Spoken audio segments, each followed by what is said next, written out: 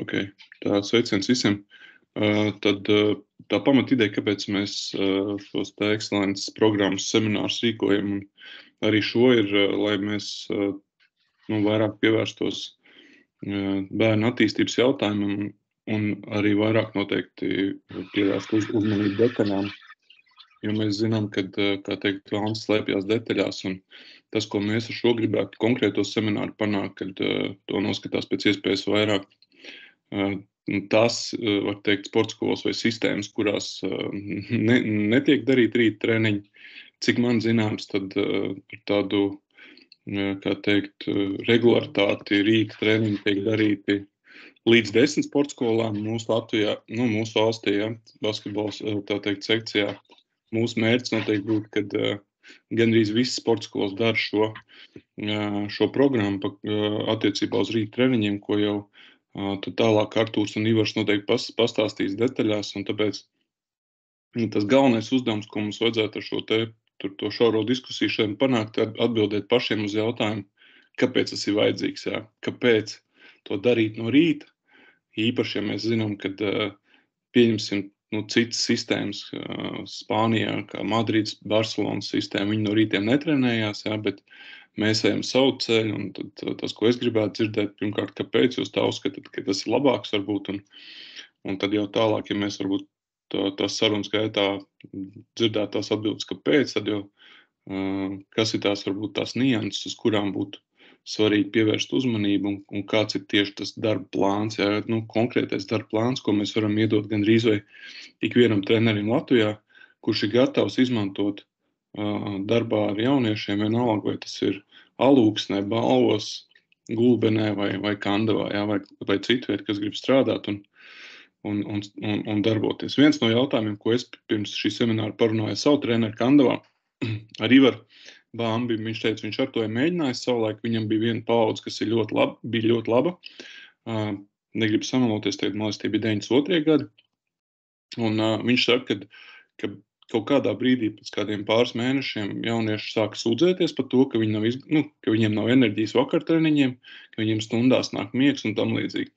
Arī mums vajadzētu uz šo jautājumu atbildēt, jo tas, ko mēs darām Rīgā šobrīd, un to noteikti, ko dara Artūrs, un arī ko dara Valmierā, cik es zinu, arī noteikti savas atziņas uz šiem jautājumiem, kā labāk bērniem, kā teikt, varbūt cikos iet gulēt, ja, un cikos sāk treniņu, un kā to savienot skolu, un kā būt produktīviem kopumā. Ja. Tas varbūt tikai dažs nianses, bet jums jau noteikti pašiem būs, tā teikt, gan Ivaram, gan Artūram, savu stāstu un savu sistēmu, kā jūs to redzat. Jā, tas īsumā.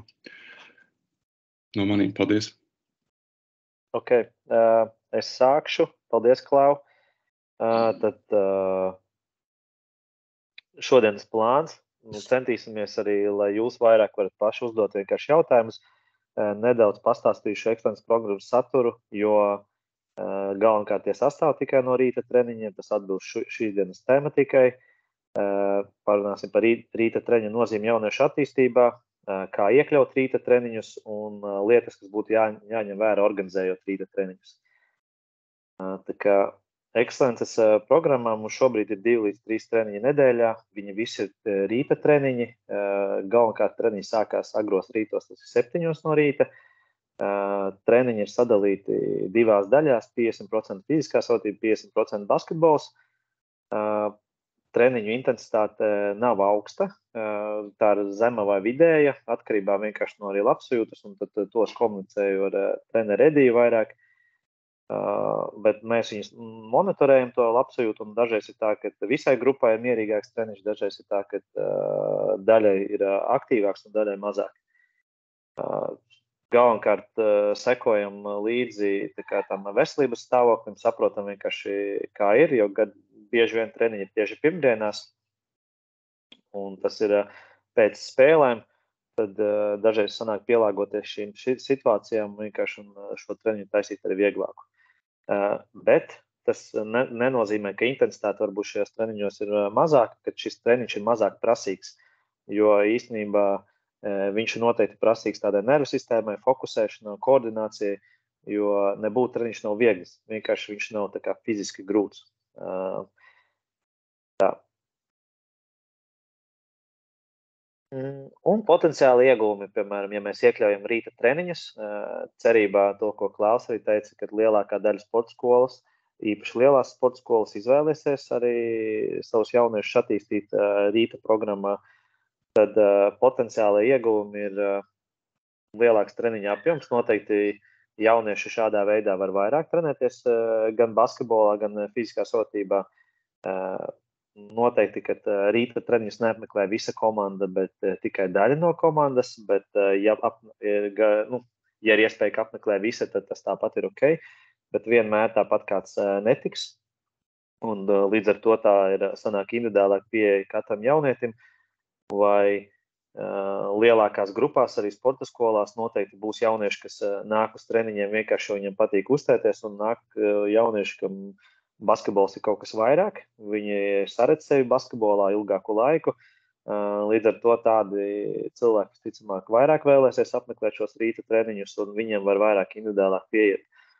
Jo tad, kad vakarā ir lielāka grupa, bieži vien vienkārši nesanāk tik individuāli pieeja. Un šeit ir 2 plusi, jo līdz ar to arī vakar treniņš sanāk kvalitīvāks, jo tiklīdz mēs rīta treniņā individuāli kaut ko izrunājam, tad tajā grupas treniņā arī šim jaunietim uz tām lietām ir vieglāk strādāt, norādot uz kaut kādu tikai atslēgas vārdu, un šis cilvēks vairāk pieņem šo informāciju. Vēl viens potenciālais iegūms ir dienas režīms. Jaunietim liels dienas režīms, tā kā jau iedot skola, tie, kas iet skolu klātienē, viņam iedot šo režīmu. Bet šis vairāk domāts uz to, ka jaunietim vienkārši jāizvēlās, cikos iet gulēt, jo skola bieži vien sākās 8:30 līdz 9:00, bet šie treniņi sākās parasti vēl agrāk. Līdz ar to jaunietim vairāk jāpadomā, cikos viņš aiziet gulēt. Un šis doto režīmu ne tikai no rītiem, bet arī vakaros. Rakstura rūdīšana. Domāju, ka nevienmēr tas ir viegli, sevi piespiest kaut ko darīt un izdarīt lietas gan vakaros, gan rītā, jo treniņam jau jāsāk gatavoties ne tikai pirms paša treniņa vai treniņa laikā, bet viņam jāsāk gatavoties jau iepriekšējā vakarā. Līdz ar to sanāk tāda rakstura rūdīšana. Vienkārši bieži vien ir piespiešana darīt to, ko es negribu, kas tuvākā un tālākā nākotnē var palīdzēt vienkārši viņam citās dzīves sfērās arī. Un ko arī uzsver daudz zinātniskie raksti, ka ķermeņi no rīta labāk uztver informāciju. Jo, piemēram, mēs jaunieti pirmoreiz satiekam pēc skolas, tad viņš jau ir noguris, šī nervu sistēma noguris un netik labi pieņem informāciju. Tad no rīta, lai kā liekas, ka dažreiz viņš ir iemidis, bet tomēr šis ķermenis daudz labāk pieņem lietas, un īpaši šajā aktīva augšanas periodā, kas ir 13 līdz 15 gadiem, tad, kad jaunietis var ļoti daudz ko iemācīties, rīta treniņi ir super nozīmīgi, lai mēs iemācītu kaut kādas jaunas prasmes, spējas, tāpat arī izglītotu jaunieti, runātu ar viņu, jo šī informācija labāk saglabājās. Bet ir arī potenciāli negatīvie riski. Tas, ko iepriekš arī Klaus minēja, tā var būt pārtrenēšanās, tā var izpausties ar enerģijas trūkumu, ar hronisku nogurumu. Citās sfērās var pazust kvalitāte, samazināties kvalitāte. Pirmā, kas ienāk prātā, noteikti tās ir mācības, jo, kā arī Klaus minēja, kad var gulēt skolas stundā un tam līdzīgi. To noteikti var novērst, ja šie rīta treniņi tiek pareizi organizēti, bet tāpat, ja jaunietis neievēro kaut kur disciplīnu un režīmu, tad noteikti kāda cita sfēra var ciest. Miega trūkums, kad šīs stundas, ko viņš noguļ, pārāk mazas, un to mēs cenšamies arī domāt ekscelences centrā. Mēs sūtām anketu jauniešiem, jautājumu, cik viņi daudz guļ. Protams, viņi var ielikt anketā, kādu skaitli viņi grib, bet tādā veidā mēs katru nedēļu viņam atgādinām, ka miegs ir svarīgs. Ja, anketas rezultāti var būt tiešām nepatiesi, bet šī informācija tiek visu laiku atgādināta, un kaut kādā veidā piespiež jaunieti vienkārši laicīgāk aiziet gulēt. Tāpat mēs bieži vien sākam arī treniņu ar izglītojušu stāstu, un tieši rīta treniņu kontekstā bieži vien tiek lietots miegs, cik daudz stundas jāguļ, kā jāaiziet gulēt, ja kādam ir grūtības aizmigt, ko var labāk darīt, un par miegu saistītām tēmām. Un to, ko man no savas pieredzes, to gan zināt nesaka, bet no savas pieredzes ir 4. punkts, kad jaunieši sakarā rīta treniņiem izlaiž ēdienreizes, jo viņi ātri no rīta pieceļās, uzreiz pat aiznoiet uz treniņu, viņi grib vairāk pagulēt un izlaiž ēdienreizi. Tad viņiem beidzās treniņš, un viņi pat aizno aiziet uz skolu, jo nepietiek laika pārēst. Līdz ar to godās kaloriju deficīts, vai viņi izlaiž vienu ēdienreizi. Tā kā tas noteikti arī būtu tad par to būtu jārunā, būtu jāizstāsta jauniešiem, ka viņiem iepriekšējā vakarā iespējams ir jāsagatavojās, vai vecākiem jāparūpējās, vai pēc iespējas vieglāk pieejams ēdiens, kā arī pēc treniņa, vai viņam ir iespējams vienkārši kaut kādu uzkodu apēst augli, batoniņu un kaut ko tam līdzīgi, varbūt kādu dzērienu. Artur, vai vari turpināt? Jā, varu. Es varbūt izstāstīšu no mūsu Liepājas pieredzes, kā mēs darbojamies, bet tur ir nedaudz tā kā specifika, jo, manuprāt, atšķirās mazpilsētas no Rīgas. Tā ir viena lieta, kas jāņem vērā, jo mums mazpilsētā ir ļoti viegli menedžēt laiku. Mums nav laika zuduma, teiksim, tā pārvietojoties. Ja? Un tāpēc mēs ļoti esam atvērti rīta treniņiem. Mums varbūt nav tā, bet tā specifika arī otra ir tāda, ka tās skolas, kad ir tuvu, mēs spējam tos rīta treniņus nevis vienmēr taisīt pirms skolas, tas ir, piemēram, 7:00, ja? Bet mums ir ļoti tāds fleksibls grafiks. Mēs citreiz pat ieliekam čatā balsojumu, kurā brīdī ir brīvs, un mēs skatāmies, piemēram, trešdienā 12:00 līdz 1:30 ir brīvs, un mēs līdz ar to paņemam 45 minūtes 12:00 vai 11:00. Ja? Un tā ir tāda priekšrocība mazpilsētām, bet mūsu pieeja ir tāda, ka mums ir jābūt rīta treniņiem, un tas ir sākot apmēram no U14 grupas. Agrāk mēs to nedaram, un arī sākot no U14 tas ir tikai atlasītai varbūt kaut kādai daļai jauniešu, kam mēs kā klubs pievēršam uzmanību un viņus aicinam uz tiem rīta treniņiem. Protams, sporta skolās katrs treneris, viņam ir individuālais plāns, viņš arī ir treneri, kas paši taisa rīta treniņus savai komandai, un tur nav tā, ka tur ņem tikai talantīgākos puišus, bet jebkurš, kurš principā grib papildus attīstīt sevi. Ja? Bet mums kā kluba sistēmai mēs tomēr veltam savu laiku tikai atlasītajiem no tiem vecumiem, sākot no 14, talantīgākajai grupai, kurus mēs aicinām. Un no U16 jau tas ir nosacīts vai obligāti. Tur mums labākie visi piedalās. U14 mums vēl ir priekšrocība tāda, un kas arī daudz ko var risināt, ir sporta klases. Mums no šī gada ir Liepājā sporta klase 6. vidusskolā. Un es teikšu godīgi, tas ir super veidojums. Ja, jo ko tas dod? 2 reizes nedēļā skola ir saplānojusi tā, ka šai klasei skolā jāierodas tikai 10:30. Ja? Un līdz ar to tajā sporta klasē ir gan hokejs, gan basketbolis, gan vieglatlēti, gan peldētāji, vingrotāji. Un viņi no rīta, otrdienās, ceturtdienās, viņi no rīta 8:15, viņiem nav jānāk 7:00. Viņi nāk 8:15 uz zāli, kur mēs ar viņiem strādājam stundu. Ja, un pēc tam viņiem pietiek laiks arī, un to, ko Ivars teica, paēst, ja, kad viņiem ir jāsagatavo savu ēšanu, vispārējais, un vēl nokļūt atpakaļ uz skolu un mācīties. Ja. Tā sporta klase ir viens no instrumentiem, kas arī ir vērts domāt, es domāju, jebkuram reģionam, ja, īpaši pilsētās kā Liepāja, Valmiera vai kur tādas kā Kandava, ja, tas var atvieglot to, kad arī nogurums nekrājās tik liels, ja, jo pareizi arī Klaus teica, mēs tāpat kā Ivars, mēs menedžējam laiku, menedžējam slodzi, visu laiku dodot anketas ar to, cik smags bija šis treniņš un cik nogurums ir sakrājies uz šo brīdi. Ja. Un mums visu laiku ir, mēs ļoti cenšamies tam sekot līdzi, jo ir taisnība, ka vienā brīdī var rasties pārtrenēšanās vai emocionālais nogurums. Un mēs saprotam, ka tagad vajag pauzi, vai tagad vajag bišķiņ savādāk, nedaudz savādāk pastrādāt, ja, un pievērsties varbūt pat emocionālajai pusē, jo, ziniet, ka mēs jau visu laiku strādājam uz tehniku, tādām lietām, bet citreiz ir jāstrādā uz emocionālo pusi, īpaši jauniešiem.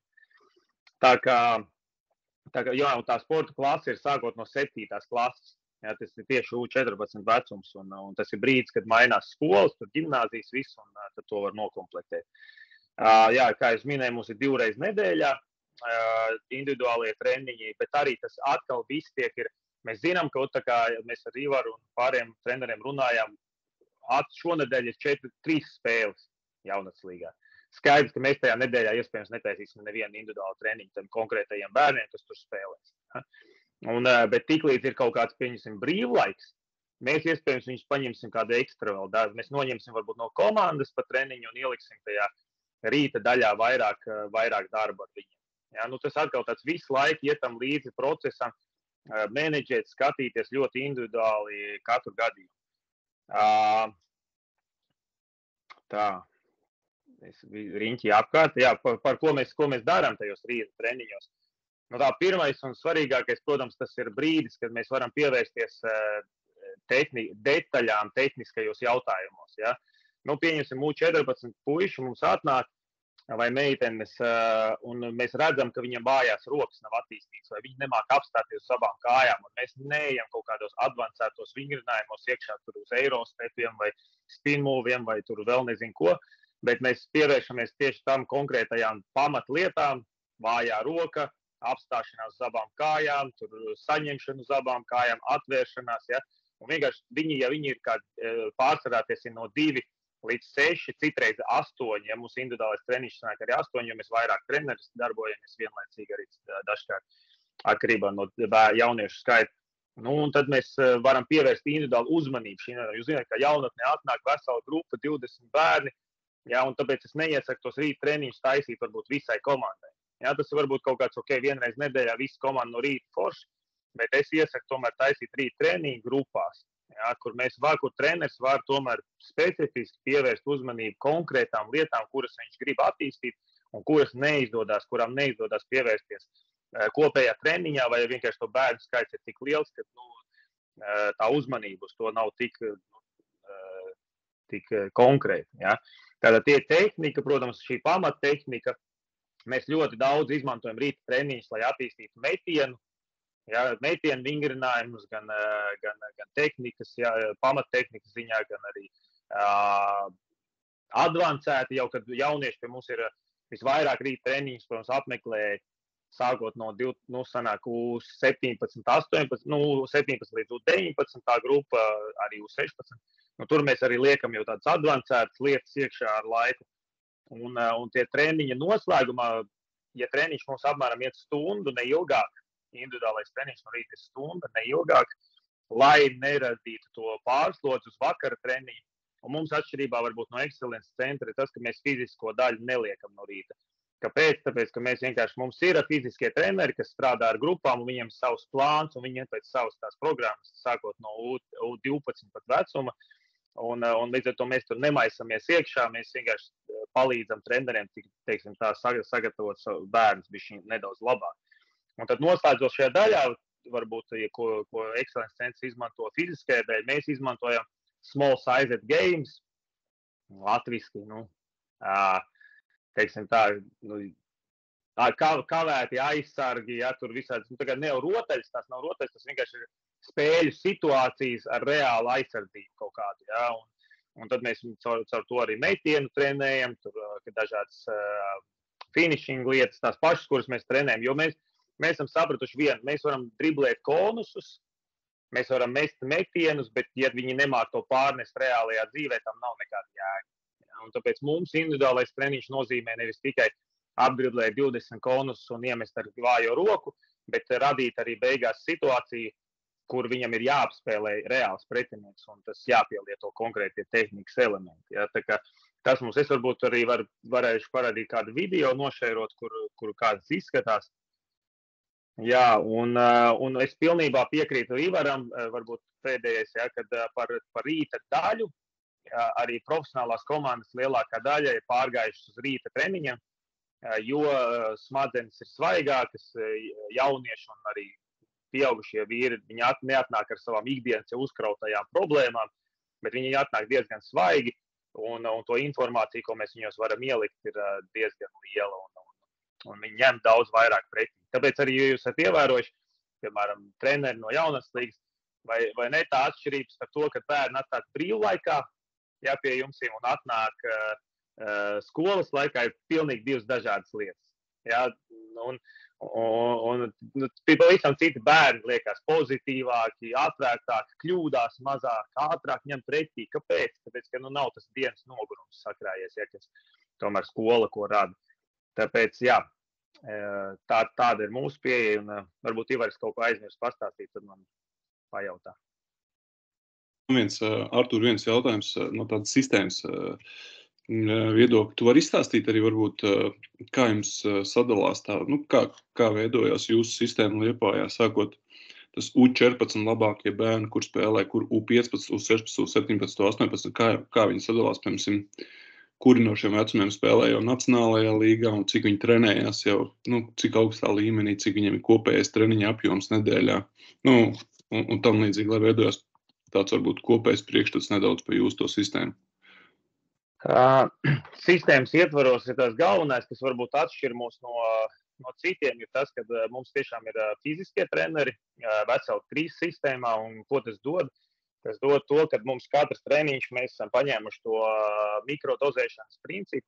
Mums praktiski ir 5 reizes, ja ir 4 vai 5 treniņi nedēļā, pieņemsim darba dienās, ja, tad katrā dienā ir arī fiziskais treniņš, ja, un tā ir pusstunda, kas tiek veltīta, tā nav viens garš, bet katru dienu pa nedaudz. Un vienu dienu spēks, vienu dienu jaudu, vienu dienu ātrums, un tālāk tur jau pēc programmas, kas tika izstrādāti Latvijas Basketbola Savienībā, mēs pēc tās arī patiesībā strādājam. Un tas jau ir sākot no U14 un no 12, no 13 jau tur pietuvojās tam nedaudz. Ja? Tur nav tik bieži, bet tas jau tiek uz to trenēts un gatavots. Tad tālāk mums ir tā, ka mums ir kluba sistēmā. Mums ir lielais klubs, kuram mums jau ir vecāko grupu jaunieši strādā kopā ar viņu, nāk klāt pie kluba. Un LBL2 komanda, kurā ir, sākot no U16 līdz U19, ja, talantīgākie jaunieši. Viņi ne visi ir katru dienu, jo mums ir tā, ka mēs citreiz paņemam viņus 2-3 reizes nedēļā, bet 2 reizes nedēļā viņi iet pie savas komandas arī trenēties. Ja.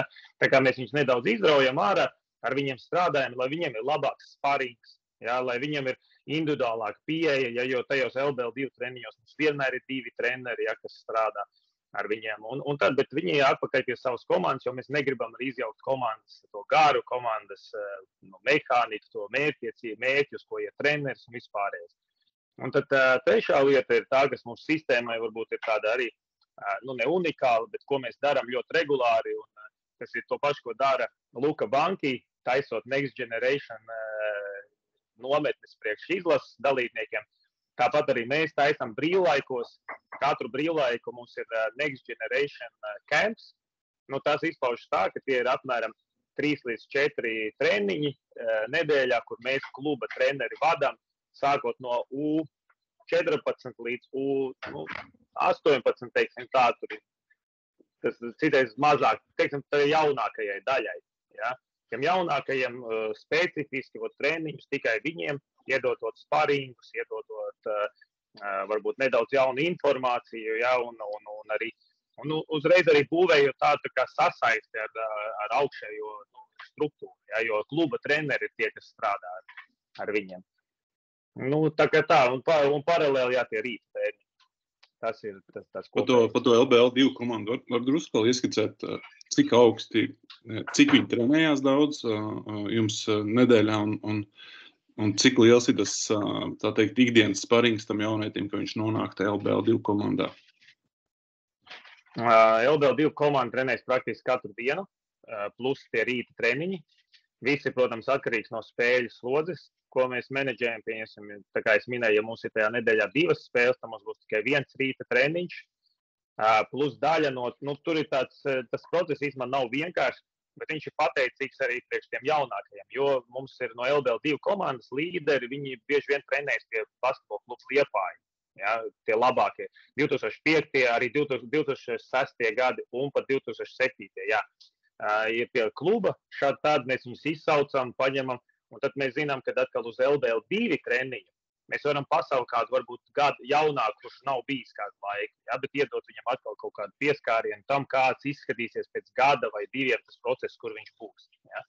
Tā kā mums principā katru nedēļu mēs taisam tādu, pirmdienas dienā tādu mītīngu starp treneriem kluba un tad runājam. Tad šonedēļ mums plāns ir šāds, LBL2 būs te spēles, jaunatnē būs te būs klubam spēles, ko mēs darām ar šo spēlētāju, ko mēs darām ar šo spēlētāju.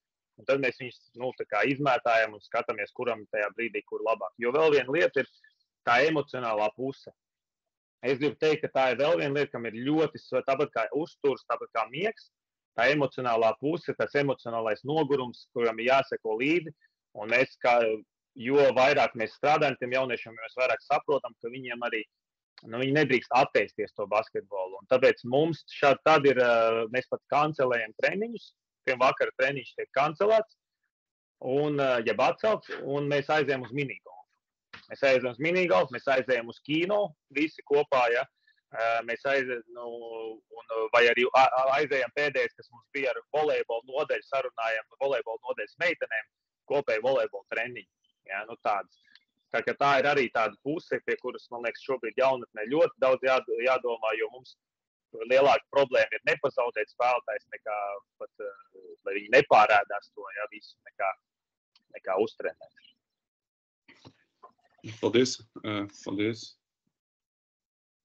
tev, Artur. Ļoti laba informācija. Vai tev sanāks, kā parādīt arī vizuāli video, kā tas izskatās? Jo es ļoti piekrītu tavai domai. Tehnikas domai, ko tu teici, ka ne tikai vienkārši tiek drillēta tehnika, bet viņa uzreiz tiek integrēta kaut kādās situācijās, jo arī zinātne rāda, ka tas ir labākais veids. Skaidrs, ja man nav kaut kādu pamatu, vispār nekāda ne ķeršanas, ne mešanas, tad noteikti tas 1-0 treniņš ir vērtīgs, bet reāli tālāk, tiklīdz man kaut kādas pamatlietas jau ir, tad visvērtīgākais tomēr ir šis small-sided games, kaut kādām no dažādām situācijām, ka viņam ir jārēģē uz kaut kurien, un tad jāizvēlās tas tehniskais elements. Es mēģināšu tagad pašērot, tur citais baigi bremzētos. Man ir uzliks, ka es varu šērot, ja? Vajadzētu būt, jā. Tā, es pamēģināšu to darīt. Tā. Jūs redzat? Jā. Jūs parādies vai ne? Ir, ja? Jā. Pieņemsim tā. Pieņemsim, šeit būtu klasisks tehnikas treniņš. Neraustās, Ivar? Bija šī raustās, bet varam saprast. Jā. Šeit būtu klasisks, piemēram, tāds tehnikas treniņš uz kaut kādām tehnikas elementiem. Jā, tur dribla tehnikas, skaidarbības, soļi, jā, tur un kaut kādi dažādi finishing, arī nedaudz lasīt, kur treneris iesaistās, ja. Tā tur jaunieši darbojās. Es mēģināšu vienkārši paiet uz priekšu kaut ko, lai pamainās jums arī tādi elementi, ja, tur virzienu maiņas, apstāšanās. Te šeit uz pustālajiem metieniem jau aiziet. Tad tas būtu, pieņemsim, tēma kaut kāda, ja, ko treneri ir paņēmuši, un tad pēc tam parādīšu tās kāds pāriet uz small-sized games, varbūt. Šeit Juris Vītos, kurš tagad jau Zeļos spēlē, tad pagājušajā viņš jau bija šeit. Ļoti daudz īstenībā ir, mēs uzskatām, ka trenerim arī individuālajā treniņā ir ļoti jāiesaistās. Īpaši, ja vēl tajā treniņā ir kaut kādi 2 spēlētāji, nevis tā kā šeit ir sanāk 5, ja? Tad trenerim ir jābūt nosvīdušam, viņam jāsimulē tās aizsardzības, un tas ir vēl viens varbūt veids, kā mēs zinām, pirmdienas dienas spēlētāji varbūt noguruši, varbūt nav fokusā, neliksim viņam kaut kādu kontaktu situāciju, tādu pat simulētu kontaktu situāciju, lai būtu droši par tām, ka nebūs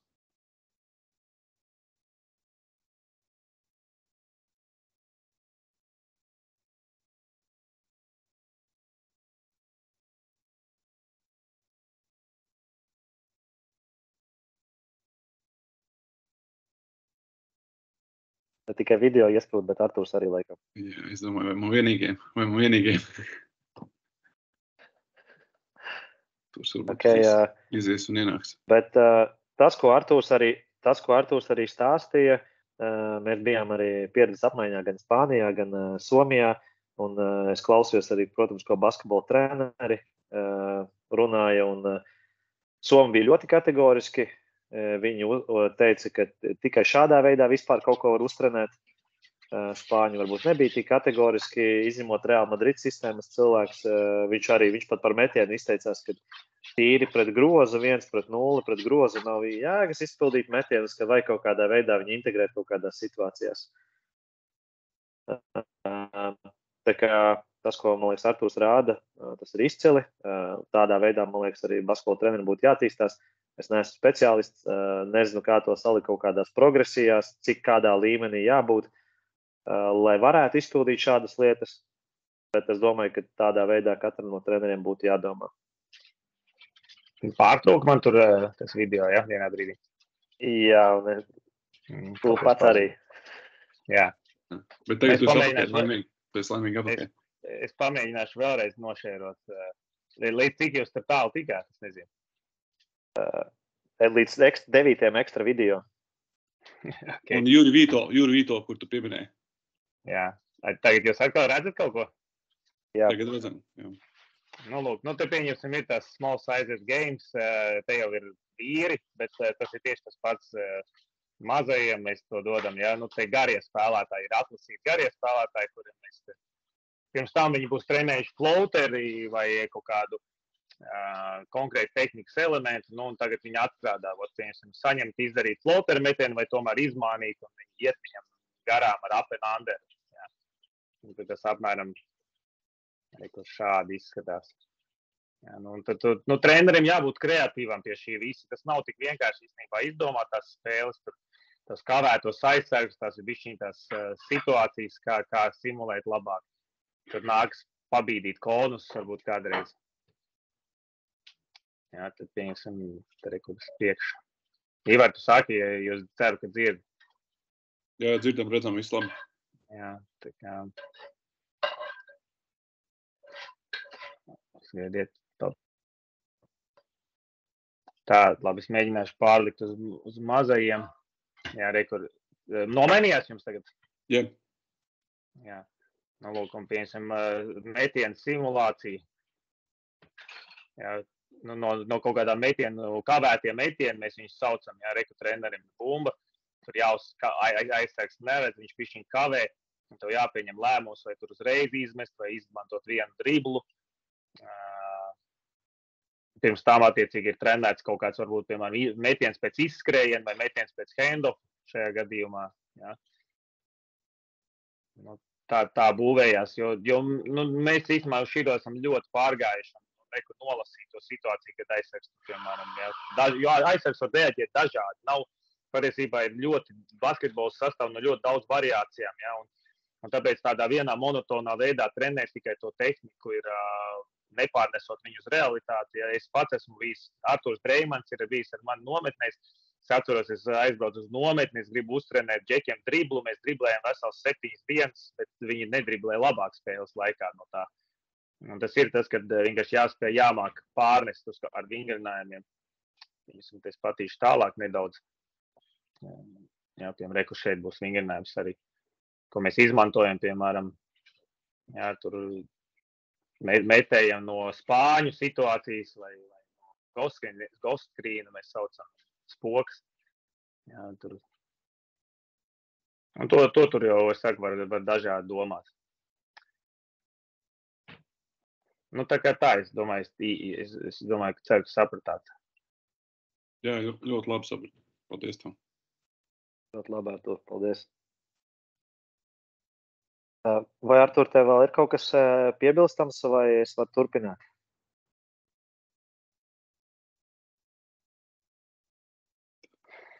Artūrs ir apakaļ.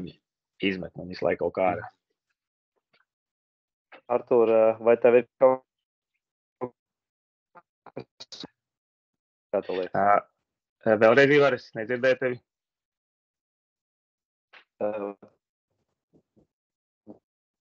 vai tev ir kaut kas piebilstams ar to, vai jūs mani dzirdiet?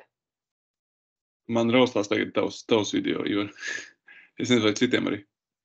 Jā, man arī raustījās. Es sapratu, vai man ir kaut kas piebilstams. Es domāju, ka tā lielajos vilcienos es apmēram to mūsu pieeju izstāstīju. Un, protams, ka par šo tēmu mēs varam daudz runāt, bet ja ir kādi jautājumi treneriem, viņi var jautāt. Ja varbūt īsti komentāri iedot par to, ko Artūrs parādīja un pastāstīja, tad es gribu teikt no tā, ko es esmu redzējis un dzirdējis, jūs esat viena no labākajiem, ja ne pašlabākie attiecīgi šajā sistēmas vai programmas darbībā Latvijā. Un tāpēc es teiktu, ka, ja ir tāda iespēja varbūt kādam un interesi padziļināt, tad uzrakstīt Artūram varbūt e-pastu vai WhatsApp ziņu. Ja, tur noteikti, ka Artūrs neatteiks arī savu padomu, ja kāda sporta skola grib organizēt vai sākt organizēt savu rītu darbu, kā to darīt vislabāk. Ja, un kas varbūt būtu piemērots katram vecumam tieši vai nespecifiski. Es piekrītu, ka U14 ir noteikti tas laiks, kurā jāsāk jau strādāt ar papildus apjomu, īpaši labākajiem jauniešiem. Ja, un tad noteikti, ka tam gadiem ejot uz priekšu, U15, U16, U17, U18, tas apjoms tikai nāk klāt, vai ne, Artūr, katru gadu. Un tad jau. Un vēl viena, kāpēc es tik daudz prasīju tev, Artūr, par to LBL2 komandu, tāpēc, ka es uzskatu, ka jau tiem jauniešiem, kas ir U15 vecumā, patiesībā ir lēnām jāiet ārā no komforta zonas. Ko nozīmē komforta zona? Tas ir LBL spēlēšana, viņiem jāmeklē jau daudz augstāk līmeņa sparings. Ja, un es uzskatu, ka jūs, piemēram, gadījumā LBL2 komanda ir izcili piemērota. Pat sākot no U15 vecuma jau, vai ne, jau šo sparingu ikdienā radīt viņiem augstākā līmenī, lai bērni varētu labāk sagatavoties jaunatnes izlasēm un labāk varētu sev attīstīt ikdienu.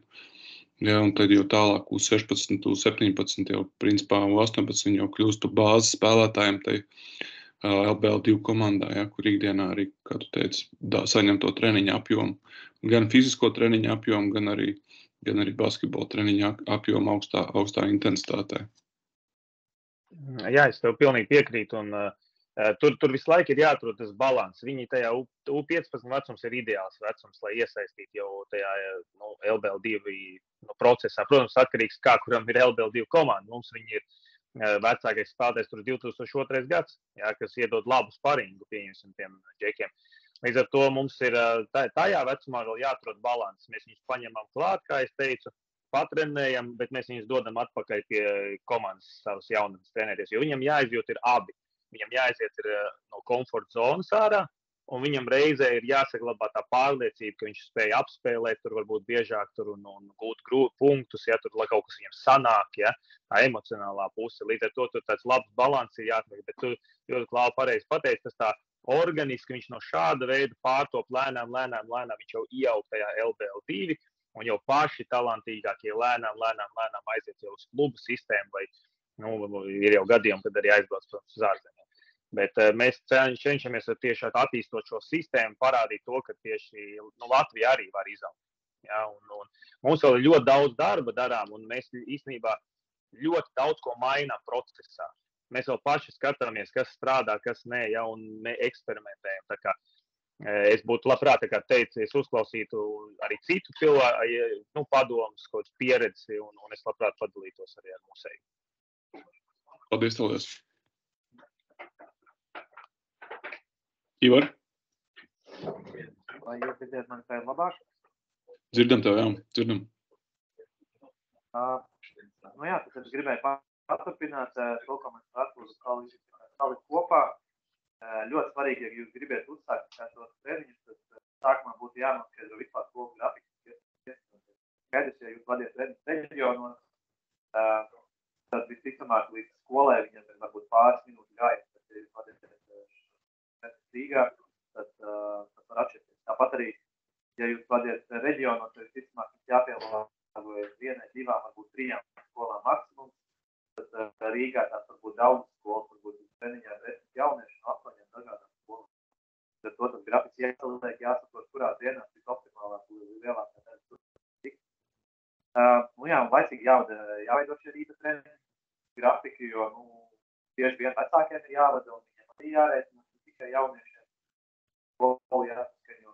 Līdz ar to jau laicīgāk ir celties grafiku, jo lielāk iespējas vairāk jaunieši. Tad būtu jāizglīto jaunieši par potenciāli negatīviem riskiem. Iepriekš redzējāt, ko es minēju. Artūrs minēja, vienkārši arī variants, tāpat arī sākumā Klaus minēja, labi piemēram. Tad par tiem riskiem ir jāizglīto, jāstāsta, kā tādi ir.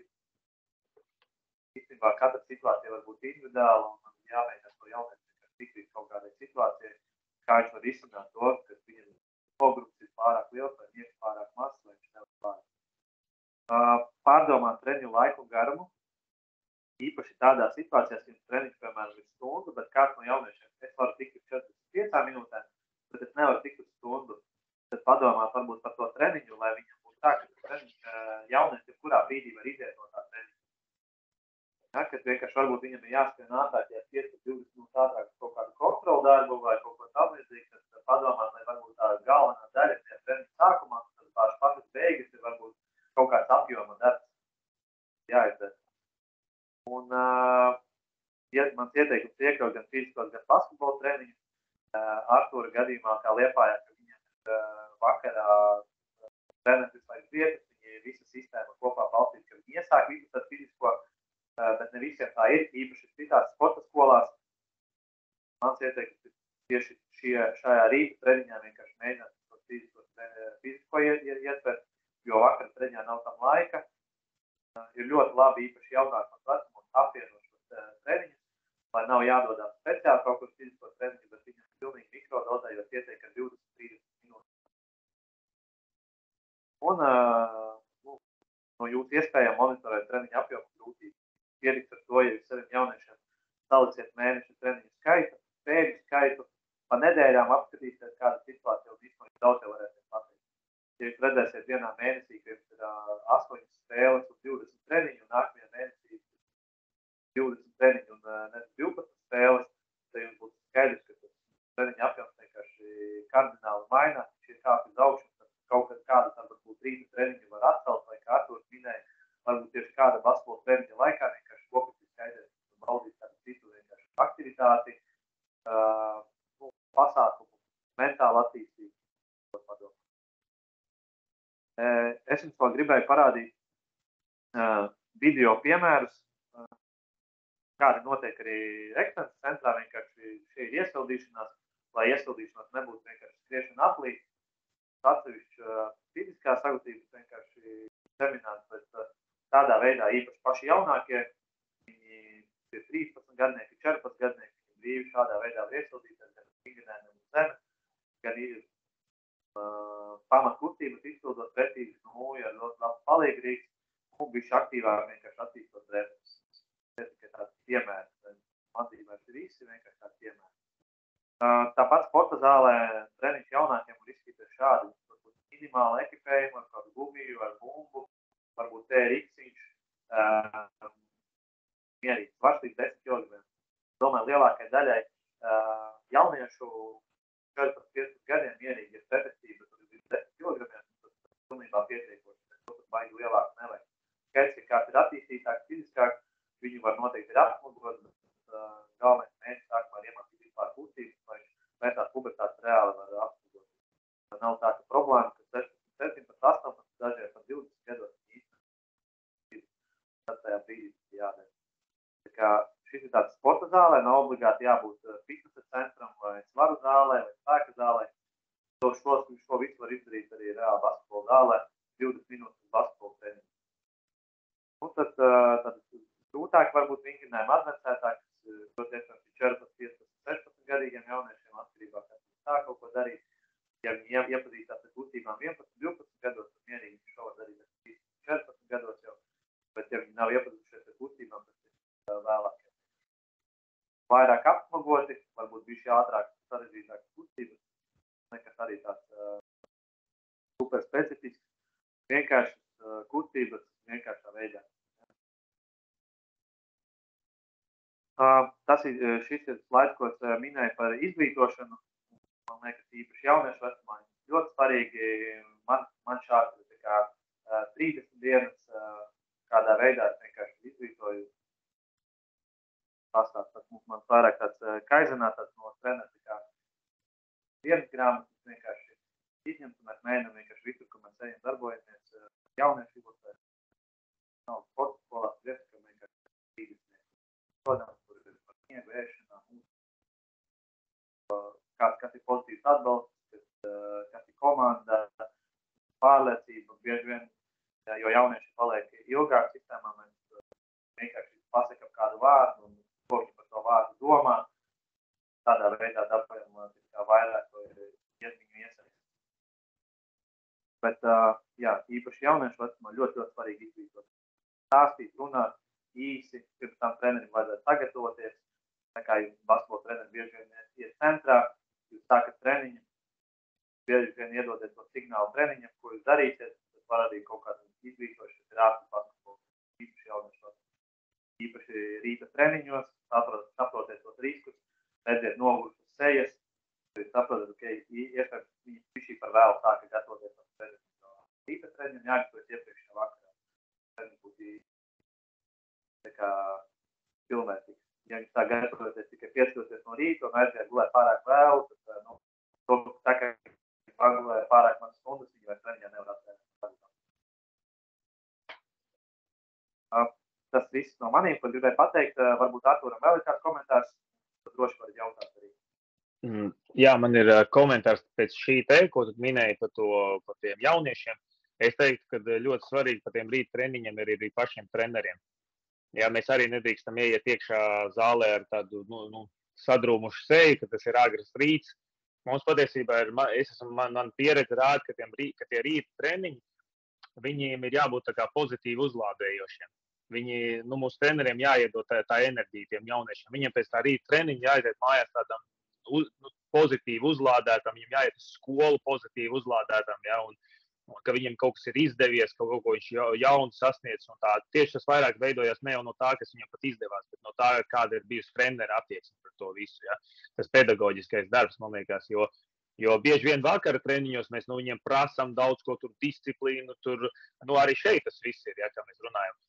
Bet viņi aiziet mājās citais noguruši. Tas ir normāli, jo tur daudz liels apjoms tiek komandai prasīts, kur un tā tālāk. Bet šeit mēs viņus varam iedrošināt, iedvesmot, un tas ir brīdis, kad mēs tiešām varam varbūt viņam beidzot, ka viņš izbauda to arī procesu, iemācīt izbaudīt to procesu. Jā. Tā kā mēs pedagoga treneri esam tas pirmais ar savu attieksmi. Liels paldies. Varbūt kāds jautājums vēl kādam, kurš kaut ko gribētu pajautāt. Specifiskāk, varbūt. Ja nav jautājumu, tad... Sveiki visiem, es nokavēju, atvainojos. Jautājums Artūram, tam, kurš no Liepājas. Jautājums, kādā vecumā jūs Liepājā liekat pozīcijās jauniešus? Es saprotu, tur Roberts Bērziņš un Stets, kas ir tā kā garie, bet potenciāli 14 vecums liekat pozīcijās, vai ir garie mazie, vai viss ir maziņiem? Pirmkārt, ir super, ka tev ir vismaz jādomā par šo jautājumu, ka tev ir garie un ka tev ir mazie. Jo es atceros, pirms 4 gadiem es atnāku uz Liepāju, strādāt, ieeju LBL2 treniņā, skatos, kas tā pa futbola komandu laukumā ir. Teiksim tā, nav neviena garā spēlētāja, lai tie mazie iemācās dot iespējas vai vēl kaut ko tādas lietas. Tā ir laba problēma, par ko ir jādomā. Bet man, piemēram, šodien pat bija treniņš ar U15 komandu, vairs pusauts bija apslims, palūdz man aizvietot. Mēs liekam arī Stecki un Bērziņu spēlēt no perimetra. Mēs liekam mazos grozu apakšā. Viņam ir jau tādi virzieni, viņi jau paši ar savu augumu un visu tendēt uz apakšu vai kaut kur vai ārā tieši otrādāk negrib līst apakšā. Ja? Bet caur vingrinājumu un caur spēles stilu mēs tomēr mēģinām joprojām līdz tam mūsu 16 vecumam jau vēl turēt viņus maksimāli vispusīgi. Cik vien var vispusīgi. Tad tālāk jau tālāk no U16 jau tur joprojām tu strādā uz vispusību, tas ir svarīgi, bet tu jau lēnām skaties, kas tad tas profilu var veidoties viņam. Ja? Tā kā tas būtu grēks, Emīls teica, ka šobrīd bāc tikai zem groza, un viss viņš tas ir džeks, kurš var arī spēlēt no āras ar savu 2,10 augumu, un varbūt nezinu, kāds viņš būs. Tā kā, jā, nu mēs cenšamies cik vien var noturēt visus multipozīcijās. Paldies. Vēl kāds jautājums? Ja nav jautājumu, tad, tā teikt, man novēlējums kaut pēc, varbūt, ja nostīsies vēl kāds šo semināru vismaz, ja viens sportskola sāks, tā teikt, pēc šīs te iedvesmojušās jūsu runas rīt treniņas, es domāju, mēs būsim laimīgi. Un katrs vēl tas bērns, kas tur saņems to apjomu, būs vēl laimīgāks un labāks un kā teikt, trenētāks noteikti saņemot to treniņus. Un tiešām, ja mēs skatāmies globāli, es domāju, ka skaidrs, ka tas noteikti nav visiem bērniem. Ja mēs tagad nerunājam pa visiem bērniem, ka visiem tagad būtu jāsāk trenēties rīt treniņu, jo, kā mēs zinām, tad 90% noteikti LJBL sistēmas bērni ir tādi, kuriem jāizbauda prieks vienkārši spēlējot basketbolu, vai ne, no tās bumbas un no grozām ešanas, bet tā mūsu rūpa varbūt par tiem atlikušiem 10%, kuriem Dieviņš varbūt ir devis kaut ko vairāk, un gan no talanta, gan no gribēšanas vairāk, tad viņiem noteikti, ka šis te ļoti, ļoti noderētu, ja, un pa ko man personīgi sāp sirds, ja, ka es redzu kādu talantīgu bērnu, kurš attīstās vienkāršā sistēmā bez šī apjoma, un kad es viņus redzēju gadu iepriekš un redzu pēc gada, un ka viņš nav progresējis, es saprotu, kāpēc tas tā ir bijis, vai ne, un tas progress nav noticis tāpēc, kad viņi nav darīts šis apjoms, par ko mēs šodien runājam, ja, un mēs nevaram gribēt, ka kaut kas notiks tāpat vien, bez darba un bez darīšanas, ja, un tāpēc es visiem, kuri tagad skatās un kuri varbūt noskatīsies šo Artūru un Ivaru, kā teikt, lekciju, novēlētu tiešām darīt, pirmkārt darīt, jā. Tālāk jau mēs zinām, ka katram, kā teikt, darot ir kļūdas un katrs darot mēs tikai mācamies, jā, bet bez darīšanas nekas nebūs, jā, vispār nekas. Un tāpēc pirmkārt darīt un pēc tam jau konsultēties ar labākiem speciālistiem. Es domāju, ka Artūrs un Ivars nevienam neatteiks, ja jūs uzrakstīsiet, vai ne, un jūs iedosiet savu padomu un dalīsieties. Galvenais no jūsu puses ir gribēšana to visu attīstīt, vai ne? Tāpēc es gribēju vēl piebilst un pateikt tev arī, Klau, paldies par reģionu izlašu projektu. Manuprāt, tas ir vienreizējs projekts, kurš ir jāturpina un jātīsta, jo tas dod ne tikai bērniem, ja daudz ko, kas ļoti plaši patiesībā tas bērnu rokas, mums ir 3 reģioni, bet otrs, tas dod arī, un es skatos, te ir Večens, kur Artūrs, Reimans, ja, tur, kas ir tieši no šī reģiona izlasēm, ja, tas dod ļoti daudz arī treneriem. Ja, tas ir tas vērtīgākais seminārs, ko mēs viens otram varam daloties ar informāciju, izstrādājot metodiku, plānojot treniņus. Ja.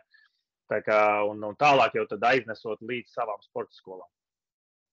Viens jautājums, ja tu pieskāries reģionu izlasēm. Es vienkārši sēdēju, skatījos, biju Tukumā, skatījos treniņus, un te Rīgā redzēju arī 2 treniņus, un pie sevis domāju, kas ir vēl tas, kā mēs vēl varam būt labāk tajā visā procesā. Un viena ideja, kas mums kopā ar, neatceros, es teiktu, kāda ideja varbūt piesavienos, bet viņi radās, vienmēr sakot tāda, ka vai nav jau jāsāk mums testēt un skatīties U13 vecums. Vai gadu agrāk mums jau nevajag sākt skatīties. Un es paskaidrošu, kāpēc. Tāpēc, kad no malas skatoties, ir redzams, ka U14 vecums ļoti atpaliek jau no U15. Savukārt U15 vecums ir ļoti tuvu U16. Ja es redzēju visus U16 izlases treniņus, gatavojoties Baltijas kausam ziemā, un es redzēju U15 treniņus tagad reģionu izlasēs, viņi ļoti tuvu tie vecumi. Un arī bērnu attīstībā viņi ļoti tuvu. Tas U15 ļoti tuvu U16 vecumam. Ja? Savukārt tas U13, kā es redzu, ir atkal tuvu U14. Ja? Ka viņi būtu liekami jau vienā grozā, un ka tie U13 jaunieši jau, man liekas, ka ir jau pieauguši. Tā kā es no malas uz viņiem skatos, un man liekas, ka viņi ir pieauguši, un ka viņi jau būtu jāsāk mums apzināt un testēt un skatīties arī uz viņiem. Tas ir varbūt ātrs jautājums jums uz jā un nē.